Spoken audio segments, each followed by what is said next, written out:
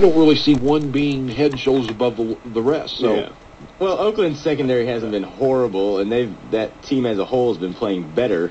You know, I just think Flacco's the more attractive pick. You could be wrong with it, but he's playing at Carolina, and Carolina's the worst team in the league. If I had those two on my roster, I would plug in Flacco. And Baltimore seems to get real good right around this time of the season. Yep. I would plug in Flacco if I had those two, but I wouldn't feel bad about either. So if that helps, caller. You got to remember how dinged up Pittsburgh's offensive line is, too. Yeah, good point. That's exactly right. But Roethlisberger's like 275. You can't sack him. He is an offensive lineman.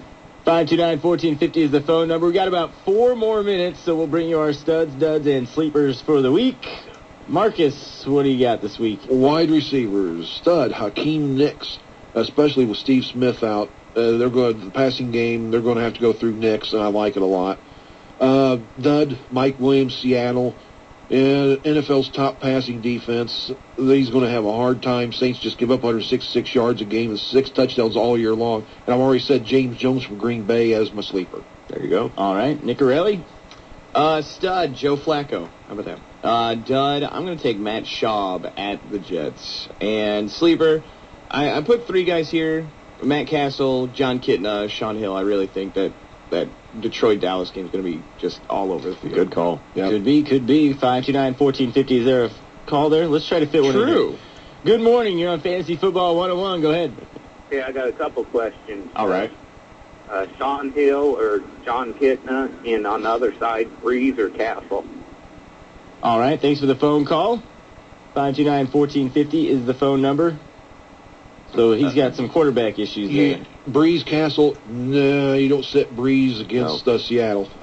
Not a chance. I wouldn't do. I know Castle, we talked about, is expected to have a good game. Nah, not against Breeze. I would start Kitna over Sean Hill. So I saw something in that Cowboys game last week made me think that they may be out to play for real, and they might put one on Detroit this week. I kind of have that feeling. So I go Kitna over Hill. I hope so. I hope he goes Kitna to Dez Bryant all day long. I know you do. All day long. That's what I'm team putting for. It on Detroit. I've got defenses and tight ends this week. Defense stud, I got Baltimore. I just think they're going to dominate that game, and it's that time of year, too, for those guys. Yes, sir. My dud is the Vikings. We talked about that a little bit earlier. Tough matchup against Green Bay, and I think they're going to give up some points this week. Sleeper, I actually put down 2 teams. I actually like the Chiefs at home after kind of a rough week last week, and then I also like Dallas too. I also think they're going to dominate Detroit this week. At tight end, my stud is Tony Gonzalez. I've seen him have big games against the Rams before, and I think he's going to do it again. He's had kind of a quiet season, but I think he's going to be big this week. Dud, I talked about this earlier as well. The Patriots tight ends. Either one of them. I don't know who to play, so just don't.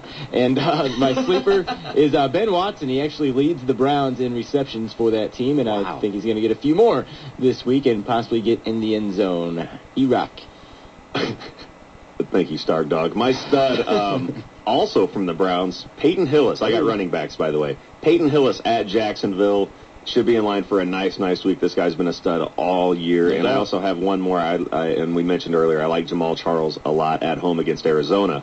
Dud for the week, Michael Turner at St. Louis, and that might surprise a lot of people, but St. Louis has a top 10 ranked rush defense, and Michael Turner has been kind of having a tough time getting going this year. So Turner is my dud and my sleeper, and we talked about this earlier too. Mike Tolbert at home against Denver with Ryan Matthews out. Tolbert should be in line for most of the carries and probably find himself in the end zone. That Rams defense, I don't know about you guys, but starting to be fun to watch. Not bad. They got just a bunch of young guys. The Rams in general. Yeah, they're kind of turning into a fun team to watch. Exciting. How do you like that, Nick? Thank you. They're fun. Well, they just got a lot of young, up-and-coming guys, and that's if you don't love Danny Amendola, then you just don't have a soul. Yeah, I mean, I love him. You got Amendola, and you got Bradford's playing well at quarterback, probably the rookie of the year. On the offensive side, you got the long kid, Howie Long's kid. I mean, you have the Animals kid, Laurinaitis. I mean, come on. How do you not like that team? You gotta love that squad. Just think they would have got Randy Moss, would have ruined the whole thing. It's true. No, that's really true. Yeah, no doubt. Vincent Jackson would have been okay. Randy Moss, not so much.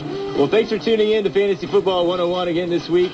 Good luck this week in your fantasy leagues. And again, don't forget the 3 games on Turkey Day. They're going to send things out to the creek here in a matter of moments as they're getting set for a big playoff game down in Chatham as they take on Peoria Richwoods. Yep, go Titans. 1 o'clock the kick here on Sports Radio 1450. And then also Metamora at Rochester in 4A, a 6 o'clock kick.